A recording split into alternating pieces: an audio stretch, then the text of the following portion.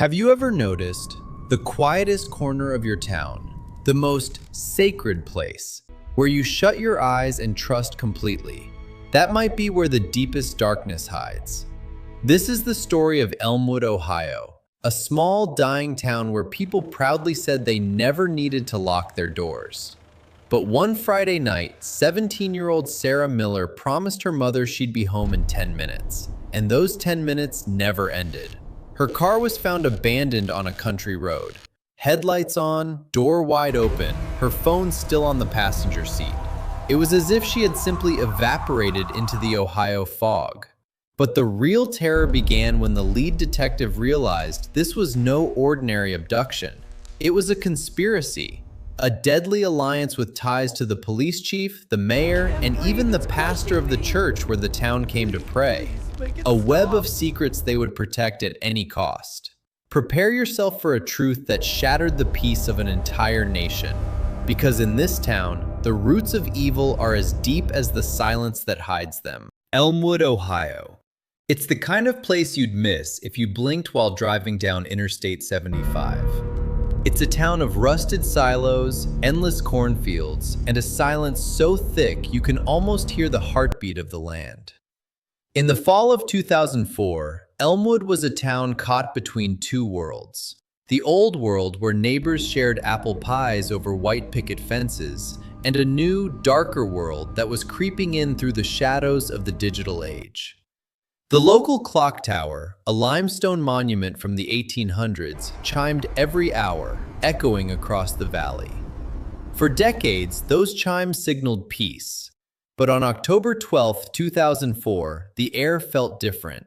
A cold, damp fog had rolled in from the Erie Plains, swallowing the streetlights and turning the familiar oak trees into twisted, skeletal figures. They say in small towns, everyone has a secret, but the Millers were the exception, or so everyone thought. Deborah Miller was a woman built of iron and prayer. Since her husband's death, she had poured every ounce of her soul into her daughter, Sarah.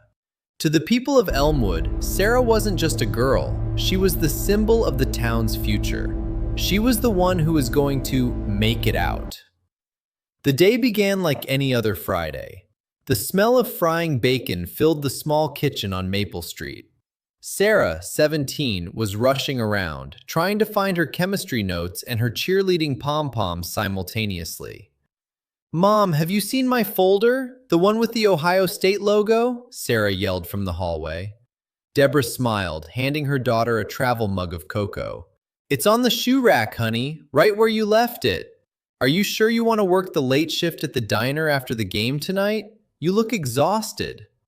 Sarah paused, her blue eyes softening as she looked at her mother. "It's double pay tonight, Mom. Plus, with the homecoming crowd, the tips will be insane. Just a few more checks and we'll have enough for the dorm deposit. I want this. For us." That was the essence of Sarah Miller.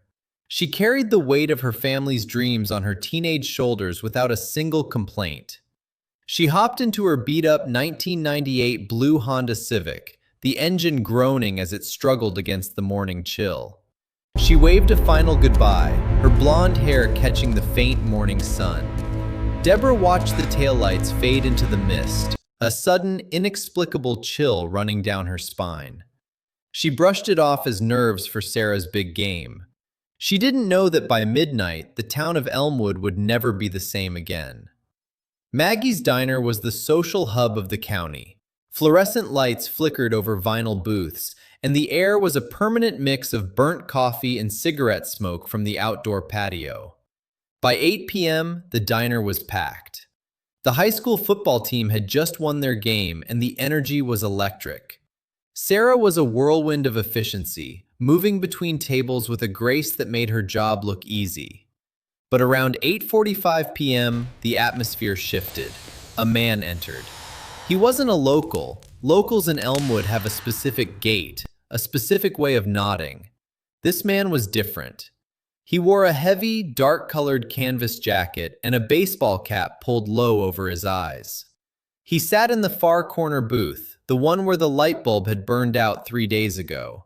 He didn't order food, just black coffee. Bill, the manager, would later testify, "He didn't look like a killer. He looked like a shadow. He sat there for nearly an hour, his eyes fixed on Sarah. Every time she laughed, every time she tucked a strand of hair behind her ear, he was watching. It wasn't a look of lust. It was the look of a hunter timing a pulse." I swear that's exactly what happened. No way, you're making that up. Wait, look at the lights. They stopped flickering. At 9:55 p.m., Sarah began closing her station. She was tired, her feet aching from the long day. She waved to Bill, grabbed her jacket, and headed out into the parking lot. The fog had thickened into a soup-like consistency. The man in the corner booth had slipped out 5 minutes earlier. The security camera over the diner's back exit was broken, a fact the killer likely knew. The only thing recorded that night was the sound of a heavy diesel engine idling in the distance. The drive from Maggie's to Maple Street was exactly 6.2 miles. It was a straight shot down Old Oak Road, a path bordered by 10-foot-tall corn stalks that acted like walls, trapping any sound within the road's corridor. Sarah was likely listening to the radio, perhaps thinking about her college applications. But at the 3-mile mark, something happened. Forensic evidence would later suggest that a vehicle, likely a large van or truck, had been following her with its lights off. Imagine the terror, looking into your rearview mirror and seeing nothing but a wall of black fog, only to have a pair of blinding high beams suddenly scream into existence inches from your bumper. Sarah pulled over. Maybe she thought it was a cop. Maybe she thought she had a flat tire. Or maybe she recognized the vehicle. The engine of her Honda was left running. The heater was still blowing warm air into an empty cabin. Her cell phone, a Nokia flip phone, lay on the passenger seat. She hadn't even tried to call 911. This meant the encounter was fast. Or it was with someone she didn't fear. By 1 a.m., Deborah Miller was at the police station. The night shift sergeant tried to calm her down. "She's 17, Deb. Probably at a bonfire out by the creek." "No," Deborah whispered, her voice cracking. "Sarah doesn't miss curfews, and she doesn't leave her phone behind. Something is wrong. My husband's daughter wouldn't just vanish." Detective Jim Roberts was called in at 3 a.m. Roberts was a man who had seen the worst of humanity in Cincinnati before retiring to the quiet of Elmwood. He walked the perimeter of the cornfield where the car was found. He noticed the broken earring, a small gold hoop. He saw the scuff marks on the asphalt. But what haunted him most were the boot prints. They weren't erratic. They were methodical. Whoever took Sarah had done this before. This wasn't a crime of passion. It was a professional abduction. Looks like she was wearing heels. I found the pendant right here. Handle with care. The search party was organized by dawn. Half the town showed up. They moved through the cornfields like a human comb, calling her name. But the only response was the rustle of dry husks in the wind. Then, around 10 a.m. on Saturday, they found the first real clue. It wasn't Sarah. It was a white van, abandoned 3 miles into the woods, its interior scrubbed clean with bleach. The smell of chemicals was so strong it made the search dogs whine in pain. Keep the line straight! Call out your names! We're searching this row now. Did you find anything? As the sun began to set on the first day of the search, the hope in Elmwood began to curdle into dread. Detective Roberts received a call on his radio. "Jim, you need to get to the old Miller quarry. The volunteers found something in the silt." Roberts drove like a madman. When he arrived, he saw a group of men standing in a circle, their heads bowed. In the center of the circle, lying in the mud, was a cheerleader's pom-pom. It was soaked in something dark, something that wasn't pond water. Beside it was a note, tucked into a plastic bag. It only had 4 words written in shaky, hurried handwriting. "She told me everything." Who was she? And what secret had Sarah Miller been keeping that was worth killing for? The silence at the old Miller quarry was so absolute that Detective Jim Roberts could hear the blood rushing in his ears. The mud-caked pom-pom lying at his feet wasn't just a piece of sports equipment anymore. It was a fragment of Sarah Miller's life, discarded like trash. But what truly chilled Roberts to the bone was the scrap of paper tucked into a plastic evidence bag nearby. She told me everything. Roberts Are you sure you're gonna be okay? Call me when you get there. Roberts pulled on his latex gloves and carefully lifted the note. The handwriting was erratic, jagged, the work of someone either in a blind rage or a state of complete panic. "Sir, is that blood?" a young officer asked, pointing at the dark, crusted stains on the pom-pom. Roberts looked at him, his face a mask of grim professional focus, and simply nodded. He knew that if this blood belonged to Sarah, their window of time was slamming shut. But a single question haunted his mind. What exactly had Sarah told them? Here She are was your meals. Oh, fantastic. To the best diner in the state. She was a 17-year-old cheerleader from a town where the biggest scandal was usually a failed crop. What kind of secret could she have possessed that was worth a human life? Just then, a canine unit barked sharply from the dense woods bordering the quarry. Roberts and his team scrambled through the underbrush. There, caught on a jagged briar bush, they found Sarah's school jacket. It was torn, soaked by the morning dew, and covered in a strange white powdery residue.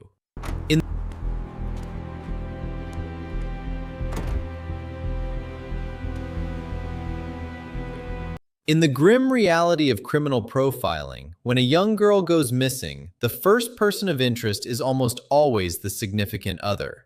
In Sarah's case, that was her ex-boyfriend, Kyle Watson. Kyle was the kind of kid Elmwood's elders warned their daughters about. He had a reputation for trouble, with a record that included petty theft and minor drug possession. Sarah's mother, Deborah, had never approved of the relationship. Sarah had ended things with Kyle 3 months ago, but word on the street was that Kyle hadn't taken the rejection well. Roberts called Kyle into the station. Under the buzzing fluorescent lights of the interrogation room, Kyle looked like a cornered animal. Roberts: "Kyle, where were you Friday night at 10 p.m.? Kyle: "I told you, man, I was home, watching TV, alone." Roberts: "No witnesses? No one to back up your story?" Kyle: "My mom was working the late shift, but sir, I would never hurt Sarah. I loved her." Is that the note? Yes. Looks like a child's handwriting. Bag it carefully.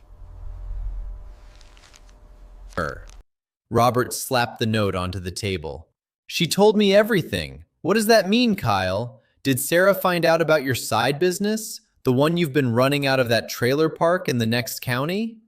Kyle's face drained of color. He looked down at his hands, trembling. At that moment, an officer entered and whispered into Robert's ear, "Sir, the search of Kyle's truck just came back. We found the same white powder in the bed of his pickup that we found on Sarah's jacket." We know you were there. Don't lie to me. This is the knife, isn't it? Look at it. Tell me where you were last night. While the police were tightening the noose around Kyle, another story was beginning to emerge in the heart of Elmwood. St. Jude's Church was considered the moral compass of the town, and Pastor Thomas was its North Star. Pastor Thomas was the first person to hold Deborah's hand after the news broke, the first to organize a candlelight vigil. But Roberts had a nagging lead. A gas station attendant near the edge of town had reported seeing a white van, the kind used by the church for charity runs, speeding away from the church parking lot on the night of the disappearance. Roberts decided to pay the pastor a visit. Thomas sat in his office, looking out at the falling leaves with a serene, almost detached expression. "Pastor Thomas: Detective, any word on our girl? The whole town is on its knees for her." Roberts: "Not yet, Pastor. By the way, that white van registered to the church. Where was it on Friday night?" Pastor Thomas didn't blink. He smiled a soft, practiced smile. "The van is for our outreach programs. It should have been in the garage that night. Why?" Is it relevant to the case? I didn't want to. They forced me. The documents, they're in the basement. The symbols, they're everywhere. Case? Roberts noticed a small photograph on the pastor's desk. It was a candid shot of Sarah from a youth retreat. Why did the pastor have a personal photo of a student in a frame? Was it paternal concern or something more predatory? By Monday morning, the lab results were back. The white powder wasn't a narcotic. It was gypsum, a specific type of industrial plaster used in construction and old building renovations. In Elmwood, there were only 2 places using that specific grade of gypsum: the new shopping plaza being built on the outskirts and the old church warehouse that was currently being renovated. Roberts shifted his focus. He compared the tire tracks from Kyle's truck to the impressions found at the cornfield where Sarah's car was abandoned. They didn't match, not even close. This meant Kyle was either being framed or was a secondary player at most. If What not, exactly are these behind the gospel? Nothing but dust and paper, I assure you. if not Kyle, then who? Roberts muttered. He reread the note again. She told me everything. If Sarah had stumbled upon something, it wasn't a teenage drama. It was something that could shake the foundations of the town.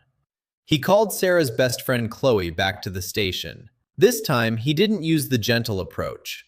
Roberts. Chloe, I know you're scared, but if you know something Sarah saw at that church, anything about the pastor's private files, you need to tell me now. Her life depends on it. Chloe broke down, her sobs filling the sterile room. She made me promise, sir. She found records in the pastor's office, financial statements, huge sums of money tied to names of girls who had moved away years ago. Sarah thought he was selling more than just salvation. She was going to confront him that night to get the truth. Pattern. We found the earring near the tire tracks. Copy that. Moving to Sector 4. Roberts realized he wasn't just fighting a criminal. He was fighting a pillar of the community. He decided to conduct a silent search of the church warehouse. It was 2 a.m. Roberts moved through the warehouse with his flashlight off, using only the ambient moonlight. The air was thick with the smell of dust and gypsum. As he moved toward the back, he heard it, a faint, rhythmic sound, humming.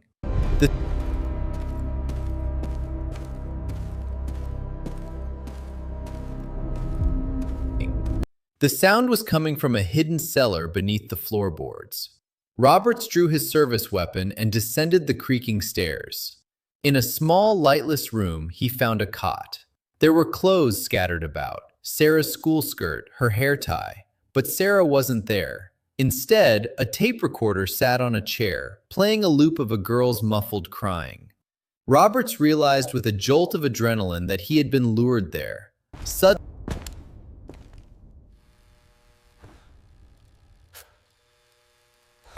Suddenly, the heavy steel door of the warehouse slammed shut. Roberts raced back up the stairs, but it was too late. He was locked in, and a thick chemical smoke began to pour through the vents. Someone was trying to erase the evidence and the lead detective in one move. Roberts smashed a window, but it was reinforced with iron bars. His lungs were burning. Just as he was about to lose consciousness, he saw a loose floorboard near the kiln. He pried it up with all his strength, revealing a narrow crawl space that led out toward the fields.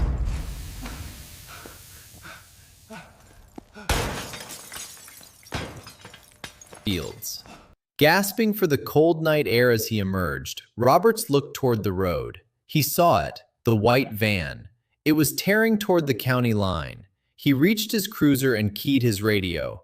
All units, intercept the white van on Highway 10.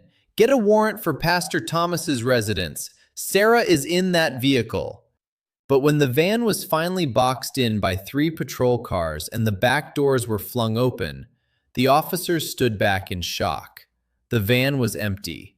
On the driver's seat sat a single burner phone vibrating. Roberts picked it up. A voice on the other end, cold and distorted, spoke. "You were getting close, detective. But now, Sarah's life is the price for your silence." Hands where I can see them! Get out of the vehicle now! Driver, hands up! The open doors of the white van on Highway 10 felt like a mocking grin in the darkness. Detective Jim Roberts stood on the asphalt, his hands trembling as he held the burner phone. The voice on the other end had vanished, but its words echoed in the cold night air. Sarah's life is the price for your silence. Police sirens and flashing red and blue lights sliced through the fog, but Roberts felt like he was falling into a bottomless pit. The van was a ghost. No driver, no Sarah. Just a phone and a message that confirmed his worst fears. Tell the commissioner we have a situation. It's worse than we thought. Get this to forensics, Roberts barked at his team. I want every inch scrubbed. Find me the man who abandoned this vehicle. But deep down, he knew this was a distraction, a classic shell game. The real play was happening somewhere else, somewhere closer to the heart of Elmwood. A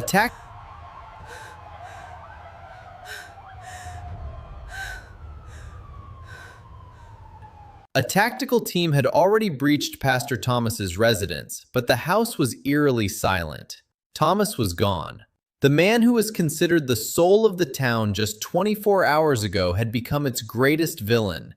But Roberts knew a man like Thomas didn't operate in a vacuum. He had protection.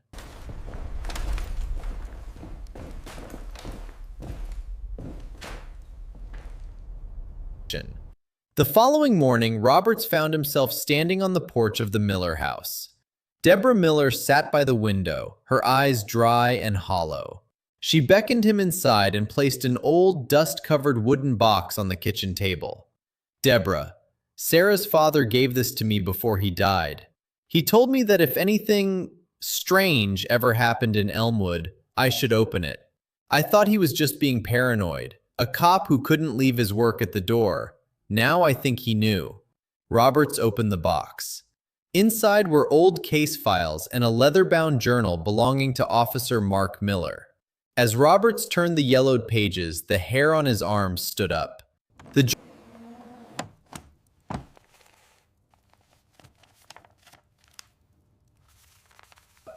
The journal detailed several missing persons cases from the 1990s, all young girls who supposedly left town for better opportunities. According to the official records, they had moved away, but Mark Miller suspected they had been trafficked. Every single file was linked to one organization, the St. Jude's Youth Welfare Fund, the very fund administered by Pastor Thomas. Sarah had stumbled upon these same files in the church office. She had uncovered the truth her father had been murdered 4 years ago. Mark Miller's car accident wasn't a tragedy of fate, it was a calculated execution. Right here. This connects everything. They've been hiding this for months. The pieces of the puzzle were finally fitting together, and the picture was hideous. A human trafficking ring couldn't operate for decades in a small town without top-down protection. Roberts began cross-referencing the mayor's records and local police budget reports. He discovered that over the last 10 years, millions of dollars had flowed into the St. Jude's Fund, but the money seemed to vanish into a black hole of offshore accounts. Just as he was about to call the district attorney, his phone buzzed. It was an anonymous call from a burner. The voice was a woman's, trembling with terror. The caller: "Detective, if you want Sarah back, go to the old iron mill on the south edge of town. But don't go alone. And whatever you do, do not trust the chief of police." Roberts felt a jolt of ice in his veins. Chief Miller? His own mentor? He remembered the previous night. When he had ordered the van intercepted, the chief had insisted on leading the team himself. And the van had been found empty. Had the chief let the driver walk? Yeah, this is Detective Miller. Who is this? Roberts ditched his department vehicle and took an old taxi to the outskirts of town. He arrived at the iron mill, a rusted gargoyle of a building that had been abandoned since the 80s. He had nothing but his service revolver and Mark Miller's journal. The interior of the mill looked like a scene from a nightmare. Ancient machinery stood like frozen monsters in the dust. As he reached the center of the killing floor, the industrial floodlights suddenly hummed to life, blinding him. Sarah was there, tied to a heavy metal chair. Her mouth was taped, and her eyes were wide with a primal fear. Standing behind her was Pastor Thomas, and beside him, Chief Miller. "Jim, you always were too smart for your own good. This is how Elmwood survives. Girls come and go, and the money that follows them keeps this town's economy breathing. It's a closed loop. You killed Mark, didn't you, because he got too close to the vault?" Mark was a good man, but he was stubborn. Sarah is exactly like him. She saw files she was never meant to see. Now, we're left with no choice. The pastor produced a syringe. "This will keep her quiet forever, Jim. And you? You'll be remembered as a hero who died in the line of duty." Roberts leveled his weapon, but the chief's gun was already trained on his chest. "You can't kill us both and walk away. I already mailed those files to the FBI. By sunrise, this town will be crawling with federal agents." It was a bluff, but it worked. The chief's hand wavered for a split second. Roberts took the opening, firing a shot at the chief's leg and diving toward Sarah. The mill erupted into a deafening roar of gunfire. A bullet grazed Roberts' shoulder, but he didn't stop. He reached Sarah and sliced through her restraints with a pocket knife. "Run, Sarah! Get to the tree line!" Roberts screamed over the noise. Pastor Thomas lunged at Roberts with a hunting knife. The two men crashed into the rusted machinery in a desperate struggle. The pastor, now stripped of his holy persona, was trying to throttle Roberts. In a moment of pure survival, Sarah grabbed a discarded iron rod and swung it with everything she had, striking Thomas across the temple. The pastor collapsed. Roberts was bleeding heavily, but he managed to grab Sarah and haul her toward the exit.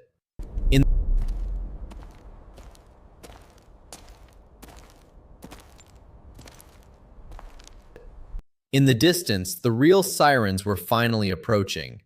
Not the chief's men, but the neighboring county police Roberts had alerted as a backup. By dawn, the mask had fallen off Elmwood. Pastor Thomas and Chief Miller were in federal custody. Sarah was back in her mother's arms, but she wasn't the same girl who had left that Friday morning. Her light had been extinguished, replaced by a 1,000-yard stare. The story hit national headlines as "The Sinful Sanctuary." But as Roberts lay in his hospital bed recovering, a nurse delivered an unmarked envelope. Inside was a single photograph. It was a picture of the Miller house, taken that very morning from across the street. On the back, 4 words were written in elegant script: "Branches fall, roots remain." Roberts realized the network didn't end at the Elmwood town line. Pastor Thomas was just a local manager. The real mastermind was still out there, watching from the shadows, and they were just getting started.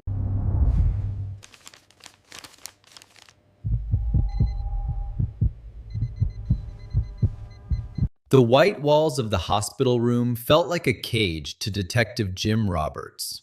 He stared at the photograph in his hand, the one that had turned his hard-won victory into a hollow defeat.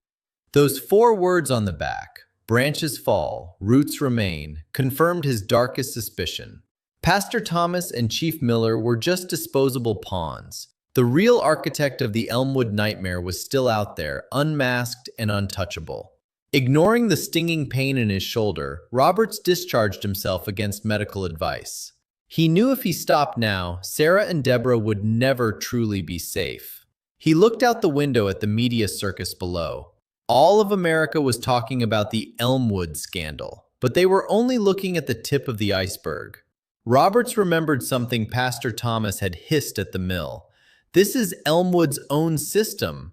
How could a dying town become the hub of a multi-million-dollar trafficking ring? Where was the money coming from? And more importantly, where was it going?" He requested the files he'd handed to the FBI. One name kept appearing in the fine print of every shell company. Not a person, but a corporate entity: Avalon Holdings. Avalon Holdings posed as a philanthropic titan, donating millions to orphanages and shelters across Ohio. But as Roberts dug deeper, he realized the company didn't actually exist in the physical world. It was a phantom. When he finally bypassed the firewalls to see the board of directors, he found the name that made his blood run cold. Senator Edward Garrison. Garrison was a political powerhouse, the man who had presented Pastor Thomas with his Humanitarian of the Year award. He was the frontrunner for the upcoming gubernatorial election. Roberts finally saw the machine. Pastor Thomas selected the victims, Chief Miller provided the protection, and Senator Garrison laundered the blood money to fund his political rise. It was a perfect, untouchable circle. Roberts paid one last visit to the Miller house. Sarah was sitting in the garden, but the light in her eyes was dim, replaced by a 1,000-yard stare. Roberts. Sarah, I know you've been through hell, but I need to know. At the mill, did you hear them mention anyone else? Any other names? Sarah remained silent for a long moment, her voice a mere whisper when she finally spoke. Pastor Thomas, he was on the phone. He said the shipment was ready and that the governor had been briefed. He said if you got in the way, you'd be handled under the Avalon Project. Roberts knew that to take down a man like Garrison, he needed the kind of evidence that couldn't be buried by a high-priced legal team. He remembered Mark Miller's journal, the mention of a key. It wasn't a physical key to a door, it was an encryption key for a digital vault. Mark Miller was an old-school cop, but he had been ahead of his time. On the final page of his journal, he had scribbled a string of numbers, coordinates. The coordinates led Roberts to the town's highest point, the historic Elmwood clock tower. High up in the rafters, hidden behind the massive brass gears of the clock mechanism, Roberts found a small metal box. Inside was a single encrypted flash drive. As Roberts plugged the drive into his laptop, he felt like he was peering into the mouth of hell. It contained everything: ledger books of human sales, recordings of Senator Garrison discussing inventory with Pastor Thomas, and the most devastating piece of evidence, a video of Officer Mark Miller's murder, recorded by Chief Miller himself as insurance against the senator. Roberts had it all, but as he turned to descend the narrow stairs, he saw a fleet of black SUVs pulling up to the tower. Garrison's cleanup crew had arrived. Roberts was trapped. Fog above, death below. Garrison's mercenaries began their ascent, their footsteps echoing on the wooden stairs. Roberts realized he wouldn't make it out through the front door. He pulled out his phone and did the only thing he could. He started a live stream to every major news outlet and social media platform, broadcasting the drive's contents in real time.